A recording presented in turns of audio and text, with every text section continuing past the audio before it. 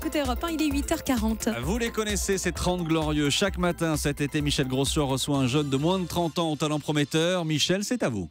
Viens chez moi, j'ai une soupe chaude ou un bon petit plat. Bonjour, Enora Goulard. Bonjour. Vous êtes avec nous ce matin car vous avez une idée très originale, très sympa, et je vous laisse la présenter. Mon concept s'appelle Paupiette et mon principe met en relation des étudiants et des seniors sur le temps du déjeuner. Et le principe, c'est que les étudiants aillent déjeuner à la table d'une mamie ou d'un papy et dégustent un bon petit plat en partageant. D'accord. C'est uniquement à l'heure du déjeuner, c'est pas pour le dîner ? En effet, pour l'instant, c'est à l'heure du déjeuner. C'est vraiment parce que la mission, c'est de créer du lien intergénérationnel. Et c'est sur le temps du déjeuner que c'est le plus propice. Et donc mon objectif, c'est de créer du lien intergénérationnel justement pour lutter contre la solitude des seniors. Et pour lutter contre quoi concernant les étudiants ? Et offrir justement un repas complet et accessible aux étudiants. D'accord, accessible parce que vous avez déjà fixé le prix ? En effet, on a fixé 3 formules, donc qui sont la formule juste le plat, donc qui est de 4 €, entrée plat ou plat dessert qui est de 5 € et entrée plat dessert qui est de 7 €. D'accord, mais enfin si on va dîner chez une mamie ou un papy, peut-être que vous en avez déjà, et ils vont pas simplement servir aux étudiants juste un plat, ils donneront un peu plus, j'imagine. Mais après le principe c'est vraiment de déjeuner à sa faim, donc même une mamie qui estime qu'elle n'a pas forcément le temps de faire entrée plat dessert le matin, elle peut quand même cuisiner un petit plat. Voilà. Alors vous parlez de rencontres intergénérationnelles, tout de suite, Enora, je donne votre âge, vous n'avez que 18 ans. Oui, c'est ça. Vous avez déjà été distingué cette année avec votre projet, qui n'en est plus un aujourd'hui, de start-up. Hein. En effet. Donc on est arrivé 32e au concours des startups de l'année. Donc on devait intégrer justement le top 100 pour bénéficier d'une visibilité intéressante sur le net. Donc on a intégré la 32e place sur 1100 startups inscrites. Donc c'est un bel encouragement déjà pour vous. Voilà, donc c'est très intéressant parce que ça a permis de voir si justement, comme les étudiants sont sur le net, c'était les étudiants qui ont voté. Donc de voir si ça pouvait aller au-delà de mes amis et des amis de mes amis. Et là vous êtes convaincu de la pertinence de votre concept. Hein. Donc voilà. Comment ça va marcher alors ? On s'inscrit sur Internet pour étudiants cherchent mamie pouvant accueillir à l'heure du déjeuner ? Exactement. Non, c'est pas tout à fait une petite annonce, mais le concept, c'est de passer par une plateforme d'intermédiation. Donc ça, c'est le nom un peu barbare. La plateforme, c'est du type Blablacar. Donc la grand-mère ou le grand-père, poste son plat.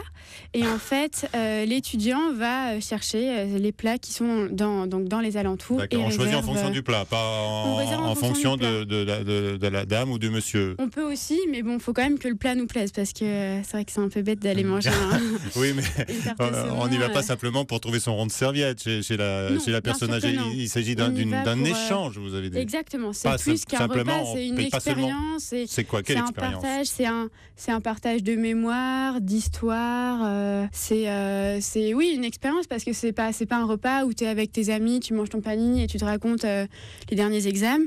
Là, c'est vraiment la mamie, elle a plein de choses à raconter, elle a vécu plein de choses, et c'est ça qui est intéressant de partager avec l'étudiant. D'accord, et c'est pour la sortir par exemple du silence dans lequel elle peut être plongée des journées entières parce qu'elle est seule. Parce qu'elle a plein de choses à partager et finalement elle peut pas toujours, parce que si elle veut pas forcément intégrer le club de la ville ou le club de son quartier, parfois elle se retrouve isolée.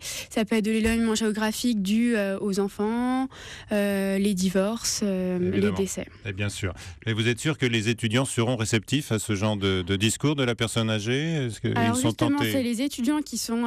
j'ai une masse d'étudiants motivés. Oui, mais motivés par le plat que vous mettez en ligne, vous avez dit. Non, vous mettez le menu. Justement, le but, c'est vraiment... je pense qu'il y en a qui seront attirés par le menu au tout début. Oui. Mais au bout de 2 fois, en fait, la personne qui va recommencer, c'est la personne qui est justement à la recherche de ce lien social, du partage. D'accord. Les étudiants ne doivent pas venir uniquement pour l'assiette. Exactement, non. Sinon, ça ne collera pas. Il y aura des obligations pour les étudiants ? Je ne vais pas exposer trop d'a priori, mais par exemple, ils seront obligés de rester à table un certain temps ou de ne pas regarder leur smartphone pendant le déjeuner. Je pense que après ça se fait tout seul, parce que les profils qui y vont sont vraiment ont cette volonté de tester, et c'est des gens qui sont pas forcément la personne qui est tout le temps sur les réseaux sociaux avec son smartphone. Je pense pas qu'elle apprécierait rester 1 heure à partager un plat avec une grand-mère. Donc après ça se fait naturellement. Alors sur les sites d'échange et de partage comme cela, sur Internet, on met généralement des notes à son chauffeur de VTC ou à son hôte, par exemple, sur Airbnb. Là, on pourra noter la mamie ou le papy pour son plat et pour la richesse de sa conversation, de ses souvenirs. Voilà, justement, en fait, c'est comme on n'est pas dans une logique économique forte, donc on doit être quand même dans une solidarité. Et il y a la notion de sécurité aussi qui est primordiale. Et donc, le site va permettre cette sécurité et les notes aussi. Donc, ça, c'est un des points qui permet plus de sécurité et plusieurs notes. Donc là, il y aura plusieurs notes parce que, par exemple, on ne peut pas forcément noter les talents culinaires d'une mamie. C'est un peu... c'est pas très, très sympathique pour elle, sachant qu'elle le fait quand même. On va la juger sur quoi, alors ? Donc, il y aura la convivialité, il y aura les discussions, l'ambiance, au-delà de la cuisine. D'accord. Et vous avez choisi comme nom de votre société Paupiette. Pourquoi ? Voilà, en effet. Parce que Paupiette, c'est court. C'est efficace. C'est vrai que c'est un des plats de grand-mère. C'est un plat qui est mijoté.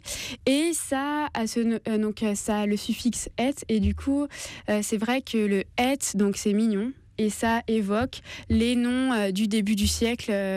Donc c'est des grand-mères, Suzette, Paulette, Colette. Alors je le disais tout à l'heure, Enora, vous avez 18 ans. Vous êtes encore en fait étudiante. Vous êtes venue nous rendre ce matin visite, mais vous êtes étudiante à Bordeaux. C'est ça, je suis étudiante à Bordeaux. Donc vous arrivez à mener de front vos études dans le secteur commercial ? Donc là, non, c'est un DUT publicité. Dans la publicité, dans la communication, avec la dimension commerciale. Voilà. Et puis la création de cette start-up, comment vous vous y prenez ? Parfois je sèche, c'est pas bien. Non, parfois le DUT, donc c'est des horaires, je travaille toute la semaine, mais le soir souvent je travaille sur la start-up et donc dans mes jours libres, je passe mes coups de téléphone ou j'envoie mes mails. Ça me permet quand même de pas être tout le temps, c'est pas du niveau prépa où l'intensité est beaucoup plus forte dans le travail.